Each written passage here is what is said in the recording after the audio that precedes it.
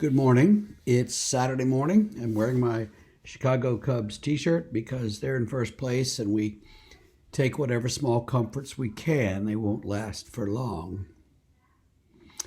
Today we talk about that piece of the creed that says he ascended into heaven. The ascension.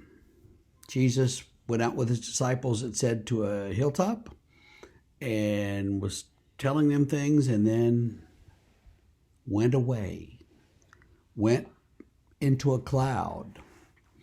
And we normally think of him as sort of lifting up and just zooming up into the sky. No one really knows what it was like except that he was not there anymore. He ascended into heaven reflects the ancient notion that heaven was up and hell is under the earth and we're in the middle. It's sort of a three-story universe, which we know to be not exactly right. If you go up, you just keep going, and there's just infinite space out there, and so it's not going to be the same as it was in the ancient world. But nonetheless, John Calvin, for instance, thought the Ascension was one of the significant days in the church calendar and should be celebrated much more than it is. We've pretty much let it go because it comes on a Thursday. It's 10 days before Pentecost, and nobody's at church on a Thursday except staff, and so there's no worship service for the Ascension.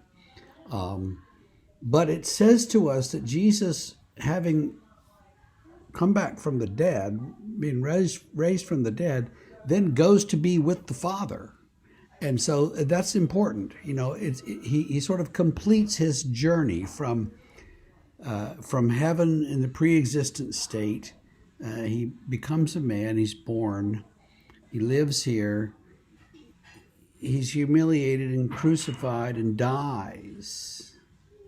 And then slowly comes back. He raised from the dead and then ascends into heaven. So there's a sort of a downward movement and then an upward movement, and this completes that upward movement, and he is back in the Father's presence in the Godhead, where he ought to be.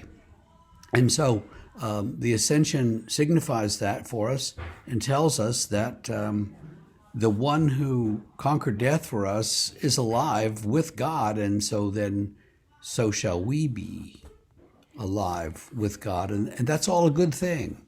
So that's what we mean when we say he ascended into heaven, not simply that he flew away, but he went to be with God, and Jesus said, once I have gone, then the Spirit will come. And that's 10 days later on the Feast of Pentecost that the Spirit comes to be with the disciples and to be with us. And so when we see Jesus ascending into heaven, we know the Spirit is coming, and so it all kind of works together. But we'll get to the Spirit coming in a few days. For right now, though, celebrate the Ascension.